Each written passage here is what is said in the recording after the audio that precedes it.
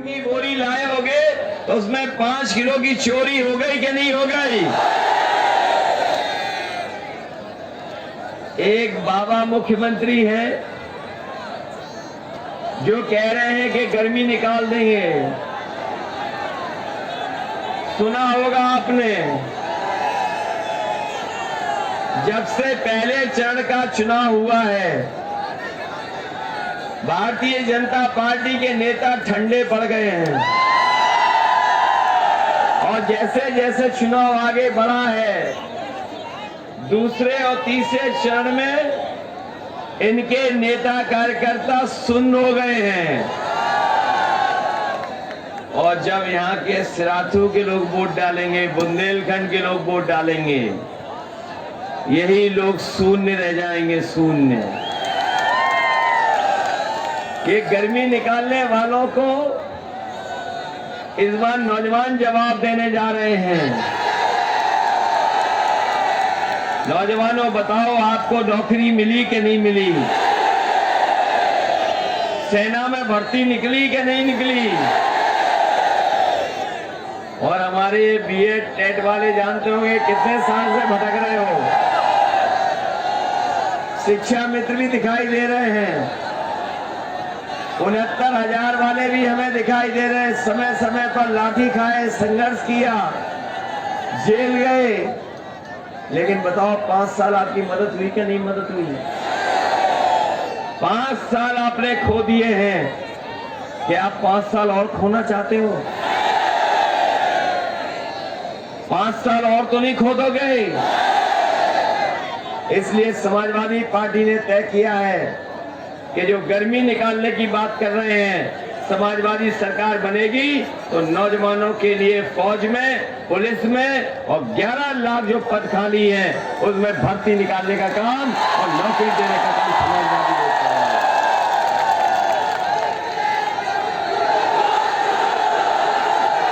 क्योंकि हम परिवार वाले लोग हैं, हम लोग दुख तकलीफ जानते हैं कि परिवार का अगर एक बेटा खाली बैठा है तो उस परिवार पे क्या क्या गुजरता होगा। लॉकडाउन के समय पर हमारे मजदूर भाई जो गुजरात से, महाराष्ट्र से, दूसरे प्रदेशों में काम कर रहे थे, पैदल पैदल अपने घर पहुंचे थे। अपने घर परिवार को संग लेकर के, छोटे छोटे बच्चों को लेकर के, और जो बच्चे पैदल नहीं चल पा रहे थे उन्हें गोदी में लेकर के पहुंचे थे।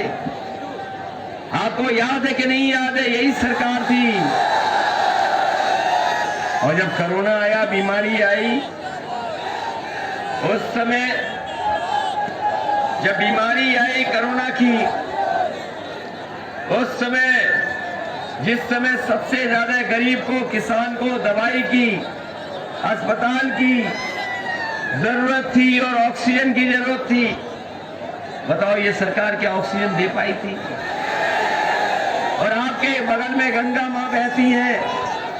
इलाहाबाद के लोगों ने देखा होगा कि किस तरीके से न केवल इलाहाबाद में लाशें बह रही थी, बनारस में, गाजीपुर में, और यूपी की लाशें बहकर करके जाकर के बिहार में, बक्सर में मिली थी जाकर।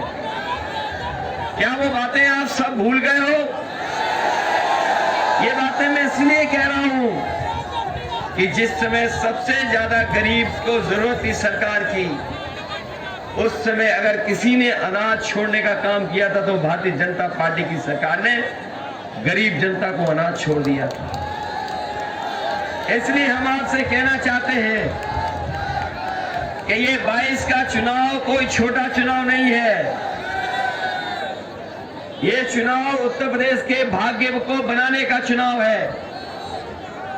जो लोग बातों को समझते होंगे, जिन्होंने पिछले कार्यकाल भारतीय जनता पार्टी का देखा है, वो जानते होंगे कि ये लोकतंत्र और संविधान बचाने का भी चुनाव है। ये बात तो जानते होंगे कि नहीं जानते हो? इसलिए मैं आपसे कहना चाहता हूं, लोकतंत्र बचाओगे कि नहीं बचाओगे? संविधान बचाओगे कि नहीं बचाओगे? और यहाँ के जो प्रत्याशी हैं, जो बीजेपी के नेता हैं, जो स्टूल वाले मंत्री हैं, बताओ स्टूल वाले मंत्री ने धोखा दिया है कि नहीं दिया है सिराथू की जनता को? मैंने सुना है कि बहुत सड़कें बनाई यहां पर, कोई चौड़ी सड़क नहीं बनाई, तो इसका मतलब गड्ढे में सड़क बनाई होगी। ये तो कमाल के हमारे स्टूल मंत्री थे जिन्होंने सड़कें बनाई और पीछे पीछे सड़क उखड़ती चली गई। और याद होगा आपको वो समय भूल गए कि एक सड़क का उद्घाटन करने कोई पहुंचा, सड़क बनके तैयार हो गई थी और जब नारियल लेकर के उसका उद्घाटन होने को गया और जब नारियल सड़क पे फोड़ा गया, नारियल नहीं फूटा, सड़क टूट गई। ये कैसे स्टूल मंत्री हैं? कौन से स्टूल पे बैठते हैं?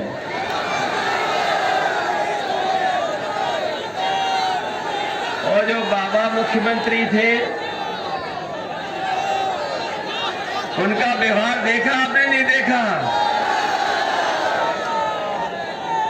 मैंने सुना है कि स्टूल वाले मंत्री एक बार ये भूल गए कि वो स्टूल वाले मंत्री हैं। वो जाकर के मुख्यमंत्री के कार्यालय में बैठ गए जाकर के, क्योंकि मुख्यमंत्री वहां नहीं थे, इसलिए स्टूल वाले मंत्री ने अपनी तख्ती भी लगा ली और वहां पर मीटिंग भी कर ली। मीटिंग में डीजीपी और मुख्य सचिव भी बुला लिए, लेकिन जैसे ही बाबा मुख्यमंत्री को पता लगा कि कोई उनके कार्यालय में बैठ गया था आकर के, हमारे लखनऊ के पत्रकार साथी जानते होंगे, वो कुर्सी भी फेंक दी, वो जो तख्ती लगी थी तख्ती भी फेंक दी। याद है कि नहीं याद है? ये लगता है सिराथू की जनता तो एकदम मन बना के बैठी है। और हमारे मंजनपुर विधानसभा के लोग भी यहां पर हैं। ये तो लगता है इस बार पूरा का पूरा जिला समाजवादी होने जा रहा है।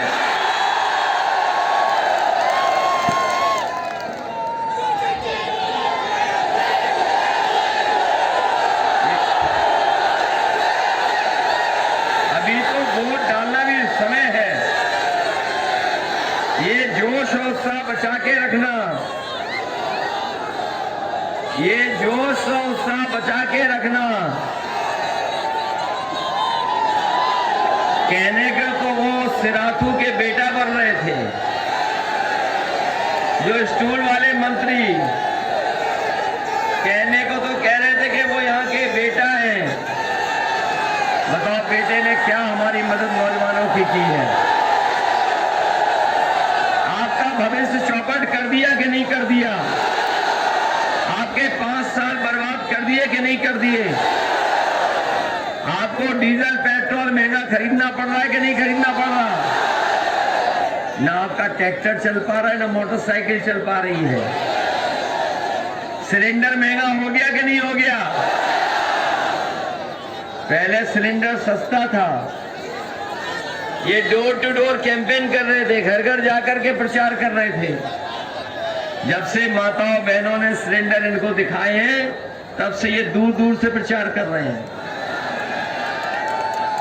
और जो लोग डोर टू डोर कैंपेन कर रहे थे, जो डोर टू डोर कैंपेन कर रहे थे, उनका याद है? याद है कि नहीं याद है? थूक लगा करके पर्चा बांट रहे थे,